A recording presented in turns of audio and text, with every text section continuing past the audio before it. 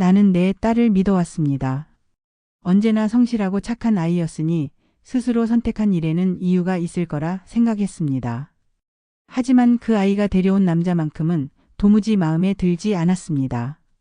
아무리 이해하려 해도 왠지 모르게 불안하고 꺼림칙했습니다. 그런데 그때는 몰랐습니다. 그 만남이 단순히 젊은 날의 연애가 아니라 우리 가족이 오랫동안 외면해온 낡은 빛과 얽혀 있을 줄은 정말로 상상조차 하지 못했습니다. 딸은 결혼 10년 만에 얻은 귀한 아이였습니다. 처음에는 세상에서 가장 작고 여린 생명이었는데 지금은 대학교 2학년이 되어 제 눈높이에서 저를 똑바로 바라봅니다. 어릴 때의 수연이는 세상에서 제일 사랑스러운 아이였습니다. 아직도 기억이 납니다. 5살 무렵 제가 감기에 걸려 누워있던 날 작은 손으로 제 이마를 짚으며 어찌나 걱정스러운 얼굴을 했는지 모릅니다. 엄마 아프지 마, 내가 주사 놔줄까? 나 병원에서 봤어. 그러고는 작은 장난감 주사기를 들고 와 제 팔뚝을 살살 찔렀습니다. 그런 모습을 보며 남편도 저도 웃음을 참지 못했습니다. 어느 해 여름에는 가족이 모두 소풍을 간 적이 있었습니다. 돗자리를 펴고 점심을 먹으려는데 수연이가 갑자기 나무 뒤로 쪼르르 달려가더니 손에 작디작은 꽃다발을 들고 돌아왔습니다. 이건 엄마 거. 그리고 이건 아빠 거. 꽃잎이 반쯤 떨어진 들꽃 한 송이였습니다. 그렇게 한참을 돌아다니며 엄마, 아빠, 그리고 자기 목까지 3송이를 챙겼습니다. 왜 내 건 작냐며 남편이 장난을 치면 수연이는 2손으로 아빠 볼을 감싸며 꼭 이렇게 말했습니다. 아빠는 커서 이만하면 돼. 엄마는 작으니까 이만큼 필요해. 그때마다 남편은 사랑스러운 눈길로 수연이를 번쩍 안아 올렸습니다. 그리고 어느 날에는 집안일을 마치고 음식물 쓰레기를 내놓으러 다녀왔는데 작은 종이 카드가 현관 앞에 놓여 있었습니다. 카드 안에는 삐뚤빼뚤한 글씨로 적혀 있었습니다. 엄마 화이팅. 엄마는 최고야. 오늘도 힘내. 어린아이 글씨에 동그라미로 그려진 웃는 얼굴이 함께 있었습니다. 그때는 참 별것 아닌 그 쪽지 하나의 마음이 얼마나 녹았는지 모릅니다. 그렇게 수연이는 가족 모두의 웃음이자 제 하루의 힘이 되어 주었습니다. 가끔 제게 기대어 졸면서도 나는 어른이 되어도 엄마 옆에 있을 거야 하던 작은 아이였습니다. 언제 이만큼 컸는지 지나가버린 세월이 야속할 정도였습니다. 수연이는 여대에 다녔습니다. 늘 조용하고 얌전한 성격이라 솔직히 연애에는 관심이 없을 거라고 생각했습니다. 집에서도 책만 읽고 친구들과도 조용히 어울리던 아이였으니까요. 딸애가 연애를 한다는 건 제게 한참 먼 이야기처럼 느껴졌습니다. 그런데 어느 날 부엌에서 수연이가 라면을 끓이며 혼잣말처럼 툭 내뱉었습니다. 엄마, 나 좋아하는 사람 생겼어. 처음에는 농담하는 줄 알았습니다. 늘 무덤덤하고 수줍음 많던 아이였으니까요. 하지만 고개를 돌려 아이를 바라보니 수연이의 2눈이 반짝이고 있었습니다. 눈동자에 생기가 돌고 볼이 살짝 붉어진 걸 보고서야 제가 그 말을 진지하게 받아들여야 한다는 걸 알았습니다. 우와, 우리 딸이 이런 얘기를 하다니 엄마 감개무량한데? 어디서 만났어? 미팅에서 친구가 학교 근처 다른 대학 애들이랑 자리를 만들었거든. 그냥 심심해서 나갔어. 딱히 기대는 안 했는데 준호라는 남자애가 있었어. 말이 참 잘 통해서 좋더라. 저는 라면을 뒤적이던 수연이의 손끝을 바라보았습니다. 젓가락질이 어쩐지 서툴렀습니다. 들뜬 마음이 손끝까지 전해진 모양이었습니다. 그래서 자주 만나? 가끔 영화 보고 가끔 같이 밥 먹고 지금은 그냥 좋아.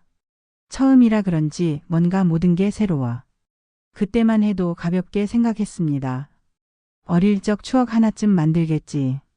연애라는 게 그런 거라고 여겼습니다. 처음에는 설레지만 대개 시간이 지나면 자연스럽게 멀어지는 게 보통이었습니다. 하지만 제가 예상한 것과 달리 수연이와 그 남자는 몇 달, 아니 몇 년을 변함없이 만났습니다. 딸이 그렇게 오래 한 사람을 좋아할 거라고는 생각도 못했습니다. 시간이 흘러 수연이가 대학을 졸업하고 취업 준비를 하던 어느 날 조심스럽게 제 옆에 앉았습니다. 엄마, 나 준호랑 진지하게 만나고 있어. 우리 결혼도 생각 중이야. 그 말을 듣는 순간 마음이 쿵 내려앉았습니다. 어릴 때 제 옆에 붙어 앉아 엄마가 세상에서 제일 좋다고 말하던 아이가 이제 다른 사람의 품으로 가겠다는 말을 하고 있었습니다. 수연아, 아직 취업도 안 했잖아. 결혼은 좀 더 생각해 봐야지. 엄마, 취업은 곧 할 거고 준호도 직장 준비하고 있어. 엄마가 걱정하는 거 알아. 근데 진짜야, 난 준호가 좋아. 결혼할 만큼 좋아. 수연이의 표정은 확고했습니다. 제가 더 말을 이어가려는 순간 수연이가 먼저 제 손을 꼭 잡았습니다. 엄마가 어릴 때 늘 말했잖아. 세상에서 제일 좋은 사람을 만나야 한다고. 나한테는 준호가 그런 사람이야. 그 말에 왠지 제 가슴이 조금 쓰렸습니다. 제가 바랐던 세상에서 제일 좋은 사람이 과연 어떤 사람이어야 하는지 제가 정말 알고 있었던 걸까 하는 생각이 들었습니다. 제가 염려하는 건 아직 너무 많은 걸 몰라서 순진하게 좋은 사람이라 믿는 수연이의 세상 보는 눈이었습니다. 그래서 더 조심스럽게 말했습니다. 수연아, 사람은 오래 만나봐야 진짜를 알아. 겉으로만 좋은 사람인 척하는 경우도 많아. 너 아직 어려. 세상도 잘 모르고 사람 보는 눈도 아직이고. 엄마, 그런 말 상처야. 나도 이제 어른이야. 아무 생각 없이 만난 게 아니야. 나 정말 진심이야. 수연이가 단호하게 제 손을 놓으며 말했습니다. 그 순간 제 머릿속에는 묵직한 걱정이 떠올랐습니다. 제가 정말 반대해야 하는 건 수연이의 연애가 아니라 제가 품고 있는 편견인지도 모른다는 생각이 스쳤습니다. 하지만 마음 한편에서 어쩔 수 없이 불안감이 일었습니다. 너무도 여린 내 딸이 어쩌면 예상보다 더 복잡한 세상으로 들어가는 건 아닐까 하는 두려움이었습니다. 저는 말없이 한숨을 쉬었습니다. 어쩐지 이 사랑이 쉽지 않을 것 같다는 직감이 들었습니다. 남편이 말이 없고 무뚝뚝한 사람이었기에 저는 수연이만큼은 다정하고 살가운 사람을 만나길 바랐습니다. 그런 마음이 더 큰 걱정으로 다가왔습니다. 몇 년 전 어느 날 딸 아이를 집 앞까지 발에다 준 남자아이를 처음 보게 됐습니다. 수연이가 말하던 바로 그 준호였습니다. 멀리서 걸어오는 모습을 보니 키가 크고 단정하게 차려입은 것이 인상적이었습니다.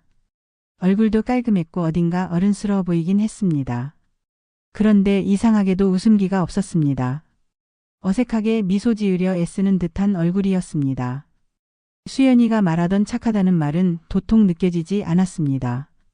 나름 예의를 갖추긴 했지만 어쩐지 말수가 적고 분위기가 무거웠습니다. 저는 속으로 생각했습니다. 저런 애를 뭐가 좋다고 그렇게 만난다는 거야. 하지만 겉으로는 웃으며 가볍게 인사를 건넸습니다. 그 아이도 어색하게 웃으며 인사를 받았습니다. 어색함만 남은 첫 만남이었습니다. 그로부터 며칠 후 수연이가 무심히 건넨 말이 제 귀에 걸렸습니다. 엄마, 준호가 오늘 차 끌고 왔어. 진짜 편했어. 실내도 완전 깨끗하고 냄새도 안 나. 준호가 차가 있어? 응, 엄마 아빠가 대학교 가자마자 사주셨대. 아직 운전한 지 얼마 안 됐는데 그래도 잘 몰더라. 그 말에 머릿속이 번쩍했습니다.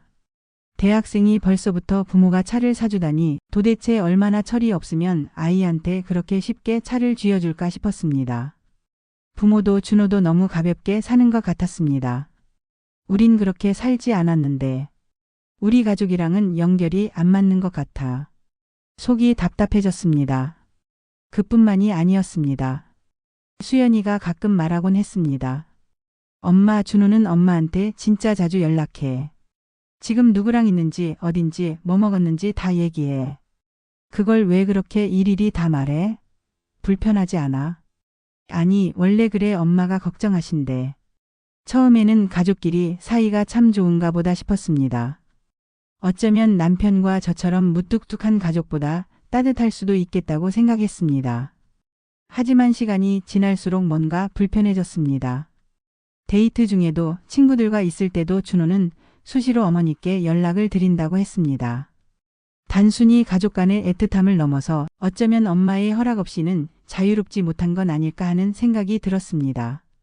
게다가 준호는 살가운 성격도 아니었습니다. 수연이와 있을 땐 나름대로 다정하려 애쓰는 듯 보였지만 기본적으로 무뚝뚝했고 어딘가 소극적이었습니다. 그런데 유독 부모에게는 깍듯하고 철저하게 연락하는 모습을 보니 왠지 저 집안은 틀 안에 너무 딱 맞춰 살아가는 집 같았습니다. 그런 집에서 우리 수연이가 살면 혹시라도 시집살이를 하게 되는 건 아닐까 하는 생각이 들었습니다. 아직 제대로 시집도 안 간 딸을 두고 제가 너무 앞서 걱정하는 건가 싶기도 했지만 불안은 쉽게 가시지 않았습니다. 저는 딸에게 그런 마음을 내색하지 않으려 애썼습니다. 하지만 그날 이후로 딸이 준호를 만난다고 말할 때마다 제 마음속에서는 알 수 없는 무거운 돌덩이가 자꾸만 커져갔습니다. 저도 젊었을 땐 사랑만 있으면 다 될 줄 알았습니다. 남편은 무뚝뚝한 사람이었지만 어릴 땐 그런 게 오히려 듬직해 보였고 그런 성격이 좋았습니다.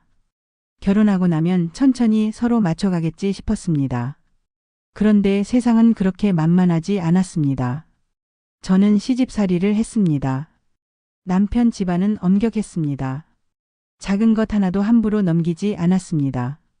명절에 음식을 준비할 때도 저의 손놀림 하나까지 시어머니는 지적했습니다.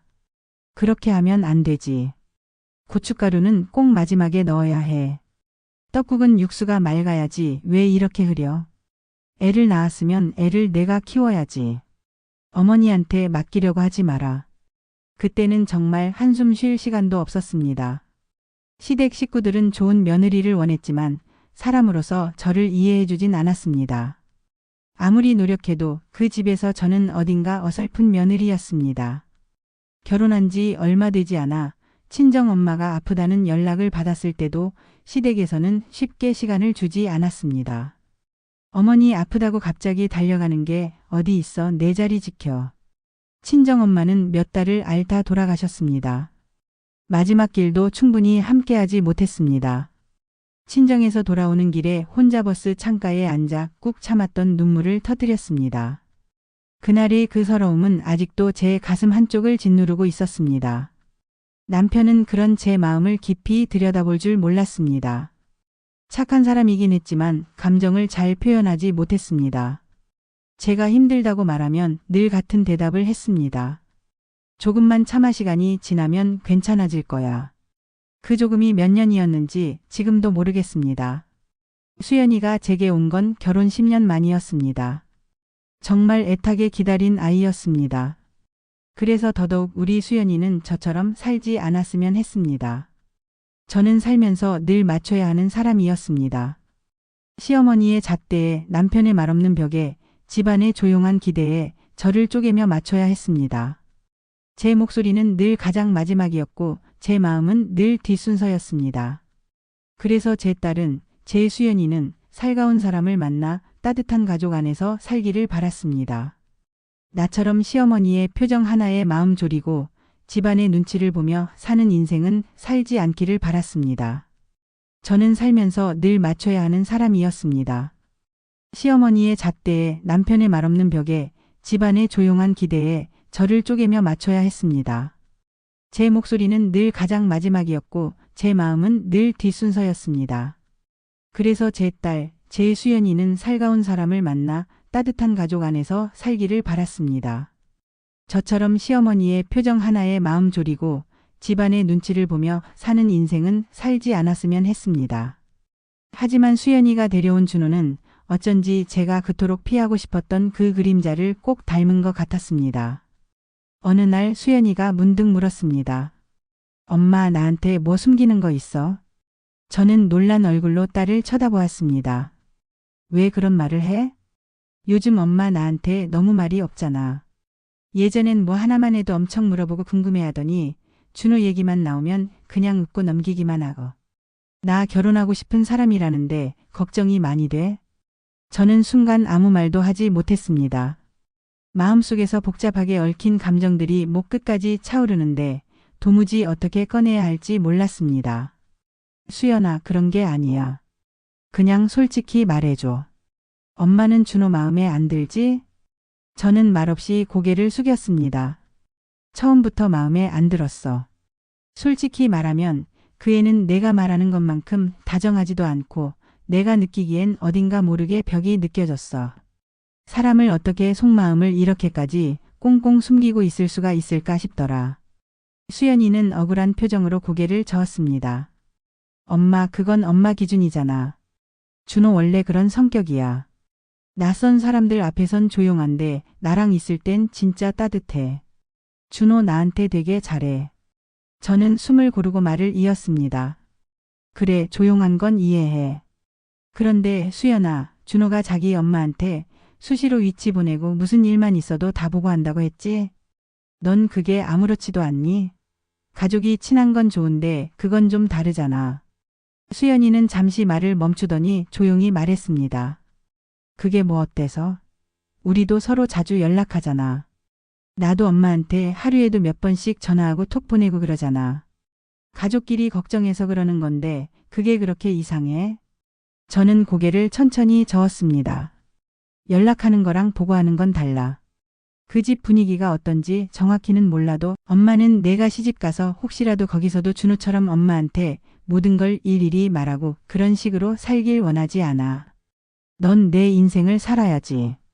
그 집에서 너도 그런 걸 기대하면 내가 숨 쉴 틈이 없을까 봐 겁나. 수연이는 점점 더 눈가가 붉어졌습니다. 입술을 꾹 다물고 말을 눌러 담은 표정이었습니다. 엄마. 그 짧은 부름 안에 수연이의 억울함, 서운함, 그리고 애타는 마음이 다 담겨 있었습니다. 나 엄마처럼 살고 싶지 않아서 더 용기 내는 거야. 엄마도 알잖아. 나 어릴 때부터 엄마가 집에서 얼마나 참았는지 다 봤어.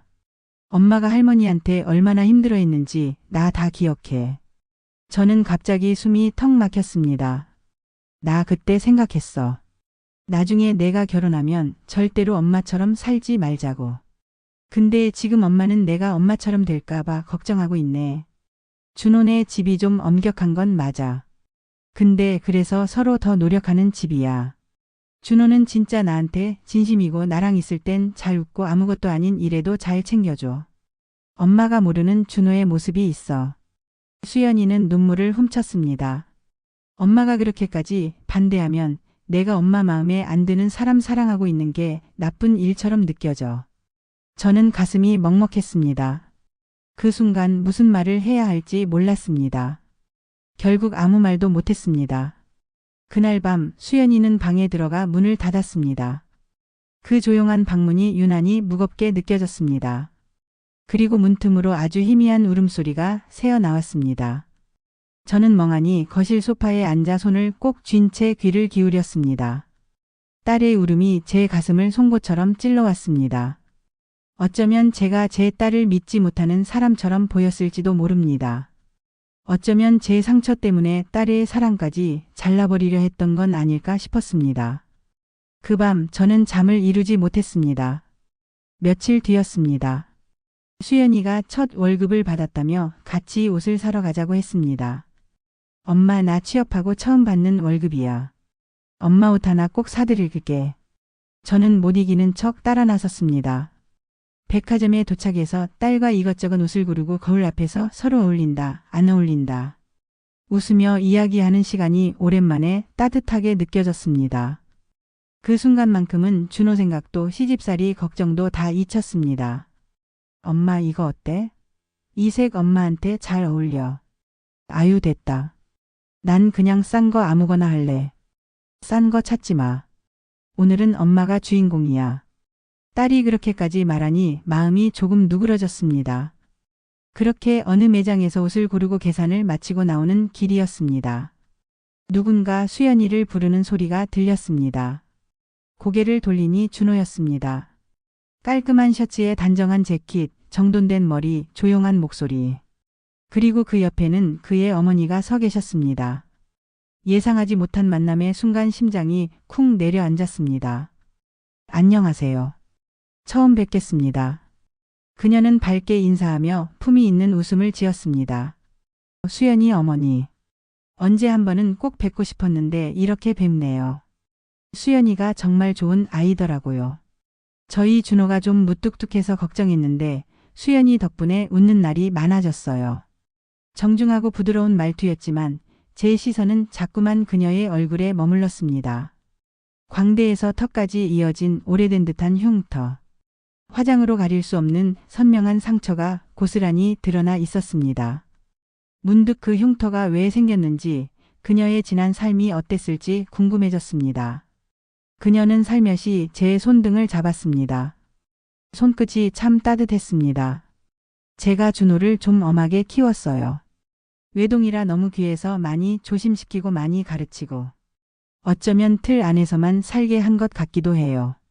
그래서 표현이 서툴지만 속은 참 여린 아이예요. 특히나 우리 수연이 만나고 많이 부드러워졌어요. 저는 가만히 그녀를 바라보았습니다. 그녀는 말을 조심스럽게 이어갔습니다. 사실 저도 아들한테 너무 의지했던 게 있었죠. 그치만 저희 아들 이제 다 컸으니까요. 저도 수연이한테 좋은 어른이 되고 싶어요. 정말이에요. 딸처럼, 제 딸처럼 잘 지낼 수 있도록 저도 많이 배우려고 해요. 제가 많이 부족하지만요. 저는 그 말을 듣는 순간 가슴이 쿡 찔렸습니다. 딸처럼? 우리 수연이 아직 남의 집 식구가 될 준비도 안 됐는데, 나는 아직 내 딸을 남의 집 식구로 내보낼 준비가 안 됐는데, 머릿속이 복잡해졌습니다. 딸처럼이라는 말이 왜 이렇게 버겁게 들렸을까요? 그녀가 정말 좋은 사람인 것 같아도 제 마음 한구석은 계속 불편했습니다. 제가 딸처럼 살아온 그 시집살이가 떠올랐습니다. 딸처럼, 그 말이 어쩌면 내 기준, 내 방식으로 끌어안겠다는 의미는 아닐까. 혹시라도 우리 딸이 그 집의 딸이 되기 위해 또 누군가의 기대에 맞춰 살게 되진 않을까. 딸이 사랑하는 사람이고 그 사람의 어머니는 정이 많아 보이고 다정하고 좋은 어른이 되고 싶다고 말했지만 왜 저는 계속 발이 걸리는 걸까요? 왜 저는 딸을 쉽사리 보내줄 수 없는 걸까요? 어쩌면 저는 아직도 제 지난 상처에서 벗어나지 못했는지도 모릅니다. 제가 못했던 말, 제 안에 쌓인 억울함, 그 모든 것들이 지금 제 딸을 쥐고 흔들고 있는지도 모릅니다. 저는 어색하게 미소를 지었습니다. 그래요, 저도 잘 부탁드려요. 말은 그렇게 했지만 마음은 한없이 복잡했습니다. 딸이 고른 옷봉투를 손에 들고 무겁지도 않은 그 종이가 그날따라 유난히 제 팔을 짓눌렀습니다. 집으로 돌아오는 길 저는 내내 말이 없었습니다. 수연이도 눈치를 챈 듯 조심스레 물었습니다. 엄마, 오늘 준호 엄마가 뭐 기분 상하게 했어? 그런 건 아니야. 그냥 좀 생각이 많아졌을 뿐이야. 수연이는 고개를 끄덕였지만 얼굴에 걱정이 가득했습니다. 하지만 저는 더 말하고 싶지 않았습니다. 입을 다물었지만 머릿속은 쉴 새 없이 돌아갔습니다. 그 흉터, 준호 어머니의 조심스러운 말투, 그리고 어쩐지 단단하게 조여있는 듯한 분위기. 괜찮다고 애써 넘기려 해도 제 가슴속 깊은 불안이 계속 머리를 들었습니다. 저 집 아이를 너무 꽉 쥐고 키운 것 같아.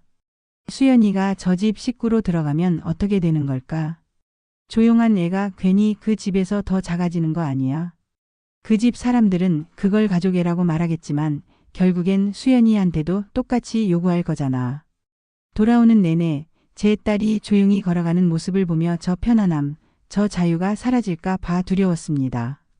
그날 밤 남편이 TV를 보고 있을 때 조심스레 말을 꺼냈습니다. 당신 준호 어떤 것 같아요? 오늘 준호 어머니를 우연히 봤는데 얼굴에 아주 큰 상처가 있더라고요. 그래? 무슨 일 있으셨나 보네. 근데 참 이상한 말 하더라. 수연이를 딸처럼 생각한대. 처음 들으면 좋은 말인데 내가 보기엔 그 집 아이를 너무 통제하는 것 같아. 준호도 자꾸 엄마한테 보고하고.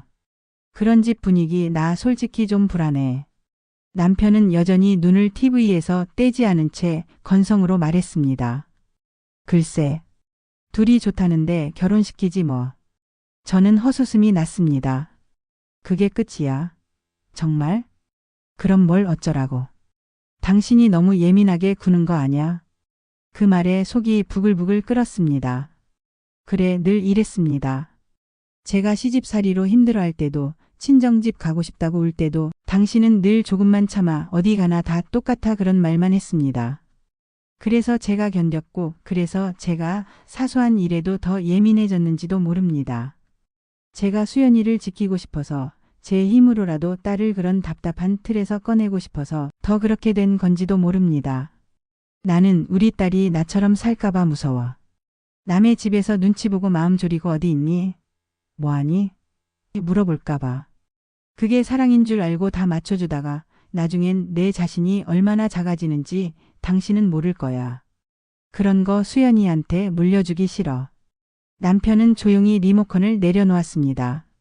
하지만 그뿐이었습니다. 더는 아무 말도 없었습니다. 정말 내내 이런 식이었습니다. 늘 저 혼자 걱정하고 저 혼자 싸우고 저 혼자 울었습니다. 그리고 이제 제 딸을 두고 또 저 혼자 이렇게 괴로워하고 있습니다. 저는 방으로 돌아와 누웠습니다. 수연이가 어릴 때 제 손을 붙잡고 걷던 기억이 문득 떠올랐습니다. 그 작은 손, 그 작고 따뜻했던 손이 이제 누군가의 손을 잡고 다른 세상으로 걸어가려 합니다. 그 손 놓아야 한다는 것을 알지만 가슴이 왜 이리도 아린지 모르겠습니다. 눈을 감으니 그날 준호 어머니가 했던 말이 자꾸만 귓가에 맴돌았습니다. 딸처럼. 정말 딸처럼 아껴주실까 아니면 딸처럼 옥죄일까. 저는 그 딸처럼이라는 말이 아직도 너무 무겁습니다. 다음 날 아침 딸이 조심스럽게 제게 말을 걸었습니다. 엄마, 나 준호랑 엄마가 좀 더 편하게 지냈으면 좋겠어. 난 기다릴 수 있으니까 엄마도 조금만 마음 열어봐 줄래? 저는 딸을 가만히 바라보았습니다. 조금만 마음을 열어보라는 딸의 부탁이 제 지난 세월 전체를 건드렸습니다. 나는 그럴 준비가 되었나? 나는 정말 딸을 잘 보내줄 준비가 되었나? 아직 답을 내릴 수 없었습니다. 하지만 적어도 딸의 손을 끝까지 잡고 있을 수 없다는 것만은 알 것 같았습니다. 그러던 어느 날 수연이가 데이트를 하고 늦게 돌아왔습니다. 밤 12시를 훌쩍 넘긴 시간이었습니다. 지금이 몇 시야? 왜 이렇게 늦었어? 저는 다급하게 거실로 나왔습니다. 늘 그렇듯 수연이가 외출할 때면 저는 TV를 켜둔 채 잠도 제대로 들지 못하고 딸을 기다리곤 했습니다. 손에 쥐고 있던 리모컨이 부들부들 떨릴 정도로 속이 끓어올랐습니다. 엄마 미안해. 영화가 좀 늦게 끝났어. 수연이는 헐레벌떡 신발을 벗으며 말했습니다. 이 시간에 영화? 엄마한텐 연락도 없이? 저는 참았던 말을 쏟아냈습니다. 얼마나 늦는지 연락이라도 했어야 할 거 아니야. 엄마가 얼마나 걱정했는지 알아? 폰 꺼놔서 그랬어. 영화관에서 중간에 울릴까봐. 수연이가 고개를 숙였지만 저도 모르게 제 목소리는 점점 더 커졌습니다. 엄마가 걱정하는 거 알잖아. 도대체 내가 지금 무슨 생각으로 다니는 건데? 그 애랑 너 정말 결혼이라도 하려고 하니? 집도 안 들어오고 그러다 둘이서 살림이라도 차리겠다는 거야. 제 말에 수연이의 표정이 단숨에 굳었습니다. 엄마 갑자기 왜 준호한테 화살이가? 내가 연락도 없이 늦게 들어와서 그런 거잖아. 준호는 잘못 없어. 오늘 내가 실수한 거지 준호는 아무 상관없어. 그래? 그런데 왜 매사에 준호 편이야? 너 정말 어쩌려고 그래? 엄마가 준호도 그 어머니도 마음에 안 든다고 했잖아. 제 목소리는 이미 감정을 주체하지 못하고 치솟았습니다. 그 어머니 얼굴에 남은 상처는 또 뭐니? 어디서 생긴 건지 말도 안 해. 엄마가 괜히 의심하는 거 아니야. 난 그런 사람한테 내 딸 못 맡기겠어. 수연이의 눈빛이 확 바뀌었습니다. 단단하게 아주 단단하게. 어린애처럼 울먹일 줄 알았는데 놀랍게도 수연이는 떨림 없이 차분하게 말을 이어갔습니다. 엄마, 그 상처 준호 어머니가 다른 사람 구하다가 그렇게 되신 거야. 20년 전 지하철 참사 때 준호네 가족도 거기 있었대. 준호 어머니가 어떤 남자를 구하려다 그렇게 화상을 입으신 거래. 저는 순간 숨이 멎는 것 같았습니다. 수연이의 목소리는 더 단호해졌습니다. 그날 이후에 준호 가족들은 지하철도 못 타고 버스도 힘들어해. 사람들이 많은 곳, 좁은 공간, 연기 다 무서워한대. 그 상처 엄마가 말한 것처럼 믿을 수 없는 사람의 흔적이 아니야. 누굴 살리다가 그렇게 된 거야. 엄마 준호 어머니는 그런 분이야. 저는 멍하니 수연이를 바라보았습니다. 마치 어딘가로 떨어지는 기분이었습니다.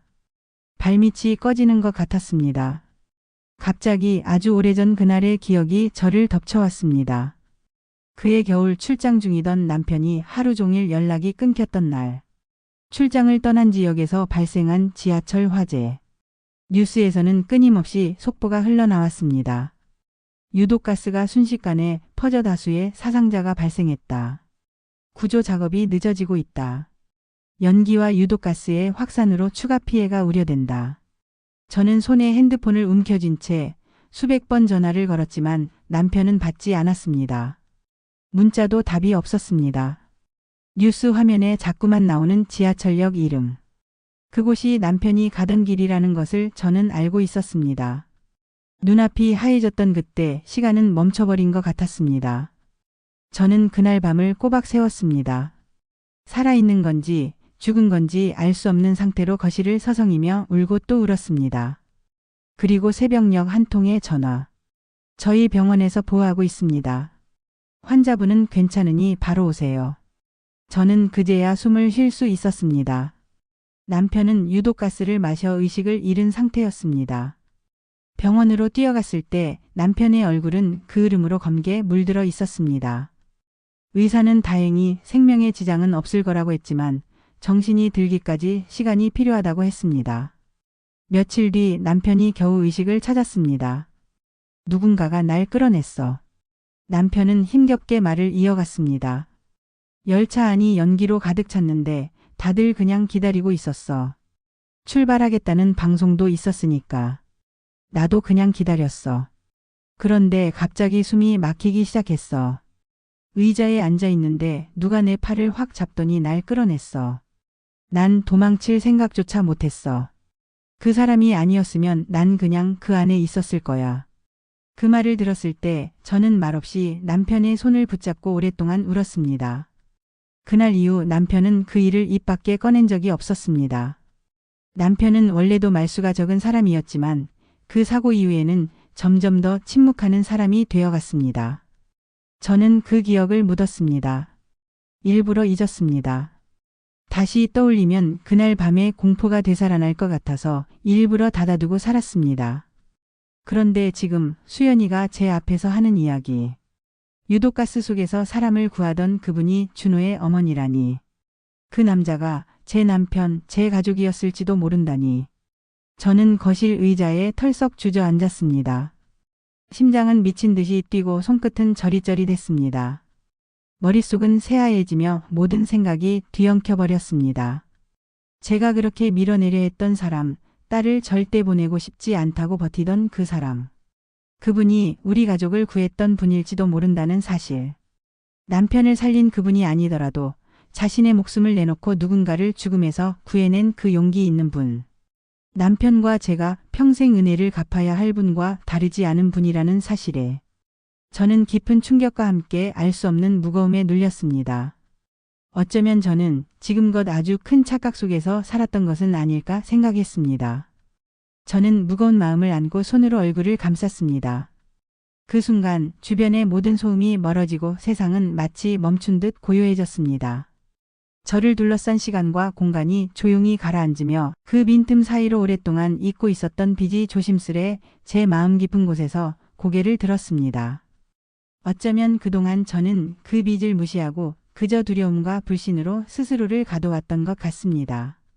그날 밤 침대에 누워 조용히 눈을 감았지만 쉽게 잠들지 못했습니다. 수연이의 얼굴이 아른거렸습니다. 준호에게 진심이라던 그 말을 하던 수연이의 눈빛이 자꾸만 마음속에서 맴돌았습니다. 그리고 준호 어머니가 했던 말도 떠올랐습니다. 수연이를 제 딸처럼 생각한다는 진심 어린 말들이 머릿속을 맴돌았지만 저는 그것을 완전히 받아들이지 못했습니다. 그게 제 오만함이었다는 것을 조금씩 깨달았습니다. 제가 사랑하는 딸의 행복과 미래를 위해 저는 제 마음 깊은 곳에 감춰둔 편견과 두려움을 내려놓아야 한다는 것을 느꼈습니다. 다음 날 아침 저는 거실 소파에 조용히 앉아 있었습니다.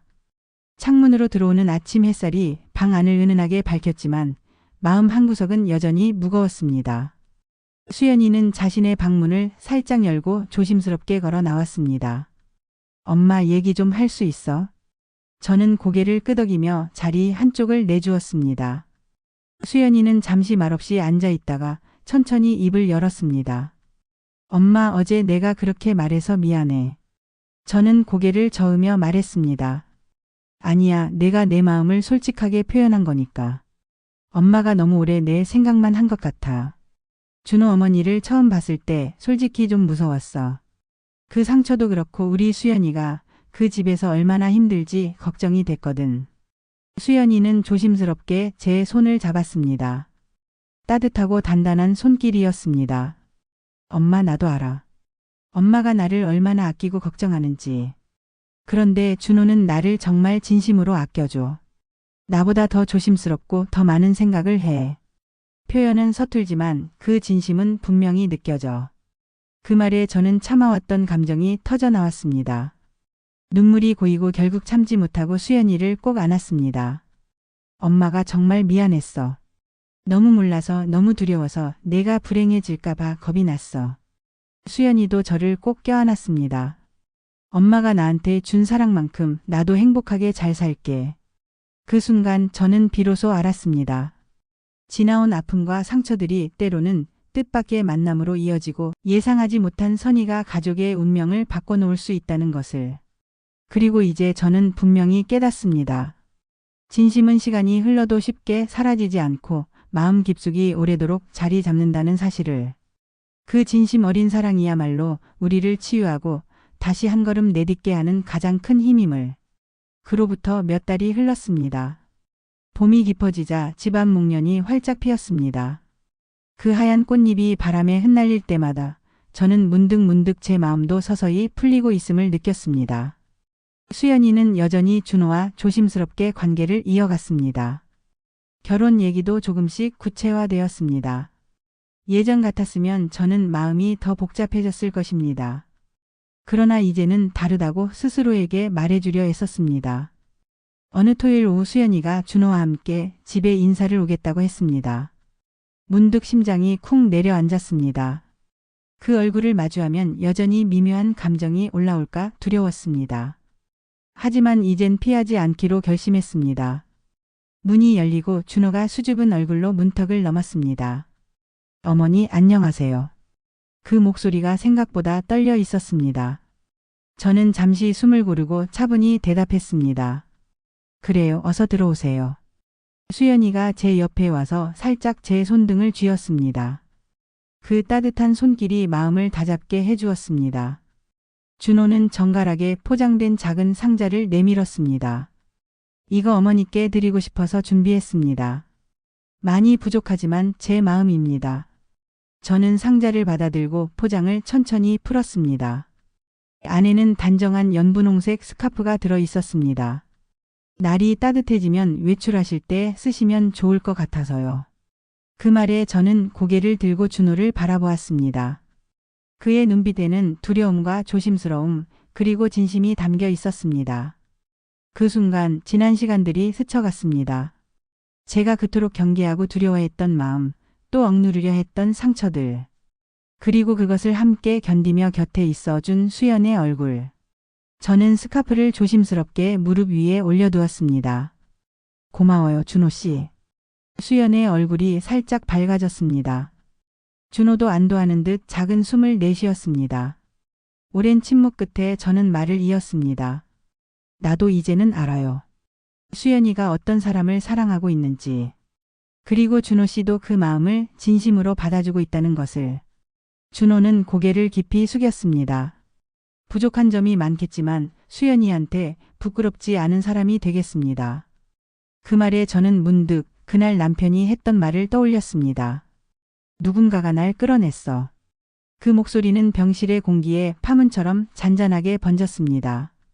힘겹게 말을 이어가던 남편의 눈이 천천히 감겼을 때 저는 병실 한켠에서 손으로 입을 막은 채 숨죽여 울었습니다. 그날 그 누군가의 손이 없었다면 우리는 아마 지금 이렇게 함께 밥을 먹지도 못했을 것입니다. 저도 수연이도 우리가 누리고 있는 이 평온한 일상을 갖지 못했을지 모릅니다. 그때 느꼈던 복잡한 안도감이 다시 목끝까지 차올랐습니다. 그리고 그 손의 주인이 어쩌면 지금 제 딸 앞에 있는 그 가족과 닿아 있다는 생각이 가슴을 세차게 흔들었습니다. 저는 숨을 천천히 고르며 시선을 내렸습니다. 준호가 머뭇거리며 다시 제 눈을 바라봤습니다.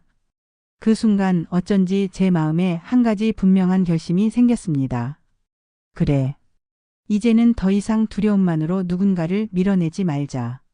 누구의 진심도 함부로 단정하지 말자. 저는 조용히 고개를 끄덕였습니다. 그래요. 앞으로 두 사람 사랑하고 아끼며 서로에게 힘이 되어주길 바랍니다. 그 말이 제 입에서 나오는 순간 제 마음 한구석에 오래도록 자리 잡고 있던 응어리가 처음으로 조금 느슨해졌습니다. 마치 꼭 붙들고 있던 무거운 돌덩이를 잠시 내려놓은 것처럼 깊고 묵직한 한숨이 나왔습니다. 제 숨이 이렇게 가볍게 느껴진 적이 언제였을까? 문득 그런 생각이 스쳤습니다. 그리고 아주 작은 희망이 스며들었습니다. 어쩌면 이 아이들은 저와 다른 방식으로 더 용감하게 서로를 지키며 살아갈 수 있을지도 모른다고. 그날 저녁 다 같이 식탁에 앉아 밥을 먹었습니다. 여전히 서투르고 어색한 시간이었지만 예전처럼 숨이 막히지는 않았습니다. 수연이는 웃으며 밥을 한 숟갈 크게 떠서 준호에게 건넸습니다. 준호도 쑥스러운 얼굴로 그 밥을 받았습니다. 저는 그 모습을 가만히 바라보았습니다. 이제야 비로소 깨달았습니다. 사랑이란 우리가 살아오며 만들어온 상처를 완전히 치유해주지는 못해도 서로를 향한 작은 용기를 만들어낼 수 있는 힘이라는 것을. 그날 밤 저는 오랜만에 편안한 잠에 들었습니다. 그리고 아침에 눈을 떴을 때 창문 너머로 부드러운 햇살이 비쳐왔습니다. 그 빛 속에서 저는 조용히 다짐했습니다. 이제는 더 이상 두려움으로 딸의 손을 붙잡지 않겠다고. 이제는 믿음으로 그 손을 놓아주겠다고. 그리고 진심으로 축복하겠다고. 수연이가 사랑하는 사람과 함께 걸어갈 앞날을 부디 두려움이 아닌 믿음으로 지켜보겠다고. 이제는 망설이지 않고 온 마음으로 응원할 수 있을 것 같습니다.